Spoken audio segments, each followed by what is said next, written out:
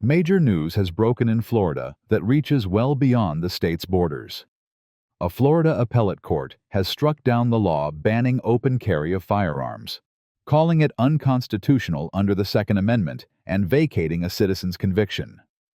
For decades, Florida carried a reputation as a pro-gun state with restrictive rules on how firearms could be displayed. That reputation just changed. The court's ruling sends a loud message. The plain text of the Constitution protects the right to carry openly, and a blanket ban cannot survive the standard restored by the Supreme Court. Florida Statute 790.053 was the centerpiece of the restriction. Passed in 1987, it made it a crime for an ordinary person to openly carry a firearm in most public settings. The law carved out a few narrow exceptions, such as while hunting, fishing, or camping. It also recognized that a concealed carry license holder might momentarily reveal a firearm, and that limited exposure was not supposed to be a crime. But that protection operated as an affirmative defense. That meant someone could still be arrested, still dragged into court, and forced to prove their innocence. Violation of the statute carried penalties of up to 60 days in jail, a $500 fine, or both. For almost 40 years, this was the rule, and it kept Floridians holstering their guns under jackets and shirts.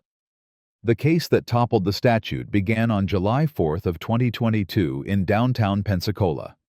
A citizen stood at a busy intersection, greeting traffic and holding a pocket copy of the Constitution. At his side, inside the waistband, sat a holstered handgun. It was visible, loaded, and never brandished. He remained peaceful, and the entire moment was recorded. Despite the calm circumstances, local officers decided to arrest him under 7990.053. The man challenged the charge, arguing the arrest violated the Second Amendment. The trial court rejected his motion and upheld the statute, but certified the question for review by the appellate court. He was convicted, although the sentence was stayed while the case moved forward. That appeal produced the decision that changed the landscape. The appellate judges did not hesitate.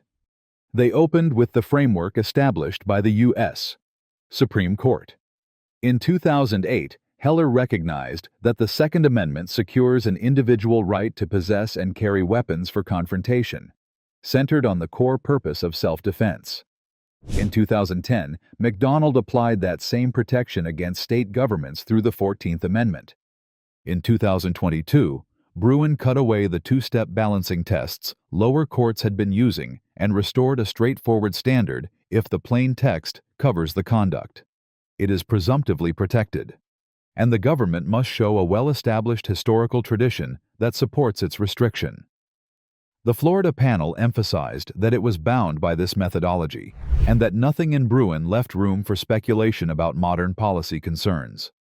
Applying that test, the judges concluded that the word bear naturally means to carry. The Second Amendment does not distinguish between carrying openly and carrying concealed, or between carrying at home and carrying in public. Once that threshold is recognized, the burden shifts to the state to prove history allows its ban. Florida's lawyers tried to meet that burden but failed. They pointed to English statutes from the 14th century and scattered American laws that restricted certain conduct. The court analyzed them and found none came close to a flat prohibition on peaceable open carry. Without a tradition to lean on, the ban could not survive. This context is important because Florida was an outlier. Most states allow some form of open carry. California and Illinois impose sweeping restrictions. Connecticut adds layers of regulation. But even Massachusetts recognizes the legal possibility of open carry. Florida stood virtually alone in criminalizing it altogether. The appellate judges underscored that fact and declared that 790.053 cannot be reconciled with text, history, or tradition. By vacating the conviction and striking down the statute, they handed Floridians a constitutional victory with real, immediate consequences. The appellate ruling did not rely on vague principles. It followed the clear path laid out by the Supreme Court. Heller in 2008 declared that the Second Amendment protects an individual right to possess and carry arms for self-defense. McDonald in 2010 applied that same right to the states. Bruen in 2022 rejected the two-step balancing test lower courts had been using and replaced it with a straightforward method: examine the text. Then look to history and tradition. In 2024, the Supreme Court added Rahimi, which reinforced that judges must focus on the founding era while also considering Reconstruction evidence when evaluating public carry. These cases form a sequence that locks lower courts into a disciplined approach. The Florida judges explained they were bound by that methodology and could not revert to the policy balancing once common in Second Amendment cases. The test sounds simple, and in practice it is decisive. If the text of the Constitution covers an activity, it is presumptively protected. Bear means to carry, and the right is not confined to the home. That conclusion places the burden on the state to show that its restriction is consistent with America's historical tradition of firearm regulation. The government cannot simply claim modern safety concerns or offer statistics. It must prove that similar broad prohibitions existed during the formative periods of the nation. When Florida attempted to meet this challenge, its evidence collapsed under scrutiny. The state pointed to the Statute of Northampton of 1328 and other early English laws. Those rules punished people who carried weapons in a manner that terrorized the public. They were about threatening behavior, not about peaceable open carry. Florida also highlighted surety laws from the 19th century, where an individual might be required to post a bond if someone swore out a complaint. Again, those laws targeted specific people judged dangerous, not everyone. The judges explained that posting surety still allowed carry. There was no tradition of flat bans. The state also relied on affray laws, which punished carrying weapons with wrongful intent to disturb the peace. Once again, those laws targeted threatening conduct rather than the simple act of visible possession. Peaceful carry remained lawful. Finally, the government invoked the history of concealed carry bans. But the historical record shows that legislatures restricted concealed weapons precisely because open carry remained available.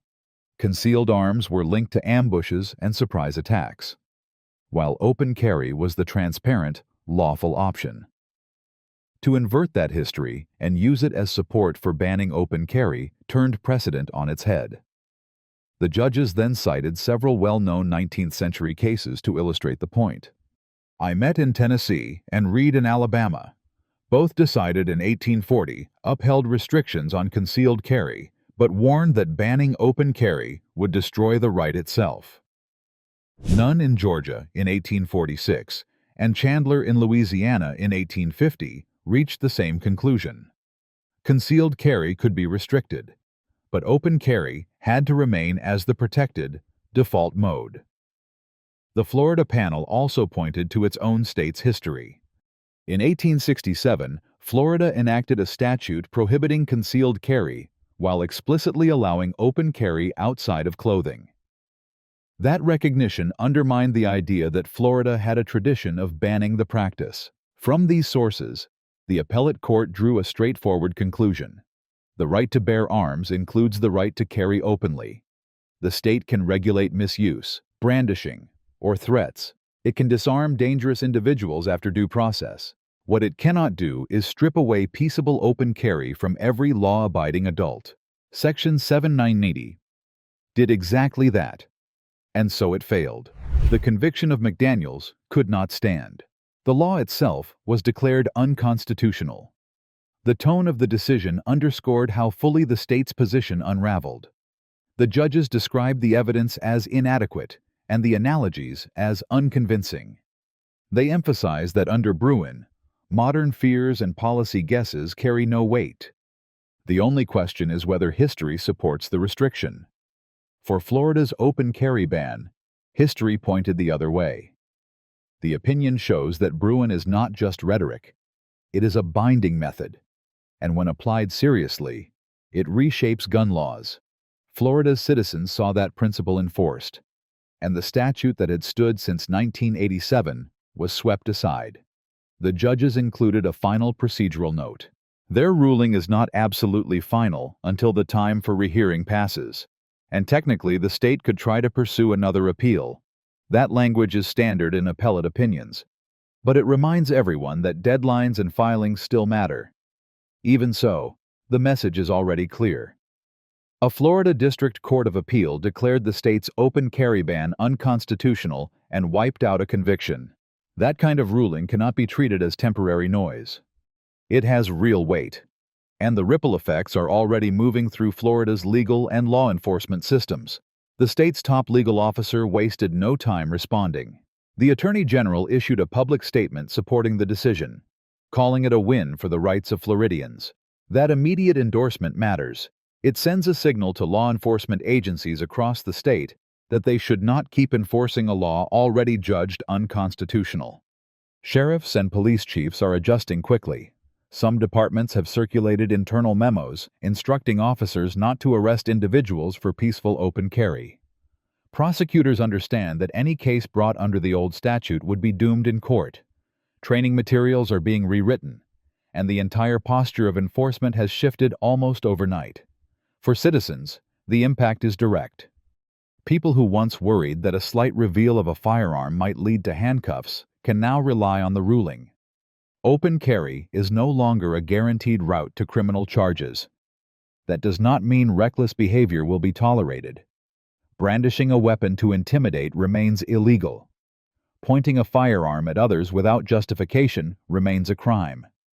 But carrying openly and peaceably is now within the protection recognized by the court. The distinction is obvious to anyone acting in good faith, and officers on the ground are learning it too. The opinion also sketches the path forward. The Florida Supreme Court could be asked to review, but it is bound by the U.S. Supreme Court's framework. The two-step intermediate scrutiny used in the Norman case back in 2017 is obsolete after Bruen. Any appeal would face the same requirement: prove a consistent historical tradition of banning open carry. That evidence does not exist. Reversal looks unlikely. What may happen instead are new cases testing the limits questions about permits, about how concealed and open carry interact, about restrictions in sensitive places.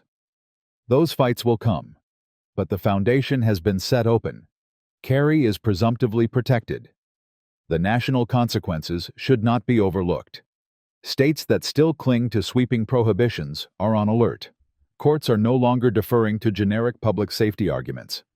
They require concrete historical analogs, and when those are missing, laws fall. Florida's ruling will be cited in other jurisdictions as persuasive authority. Advocates for gun rights will lean on it to argue that bans in their states cannot stand. Opponents will scramble to distinguish their laws. The ripple effect of Bruen continues to spread, reshaping firearms regulations piece by piece. Florida now shows that lower courts are serious about enforcing the method and not watering it down. This episode also demonstrates how quickly change can arrive. For decades, Florida's rule seemed untouchable. Then one man's peaceful act on Independence Day set a challenge in motion. Years later, the appellate court applied Supreme Court precedent and struck down a law that had governed since 1987. That is how constitutional litigation works. A statute may seem secure until the right case meets the right precedent. When that moment comes, long-standing rules vanish. Citizens watching this case can see why paying attention matters. The right to bear arms is not abstract. It affects how people live, how police interact, and how responsibility is exercised every day. As the dust settles, the outcome stands as a landmark. The conviction is gone. The statute is void. Open carry, once hidden in the shadows of prohibition, has been pulled into the light of constitutional protection. Courts may continue to refine details, but the principle is locked in: banning open carry for everyone is unconstitutional. That conclusion rests on text, history, and tradition.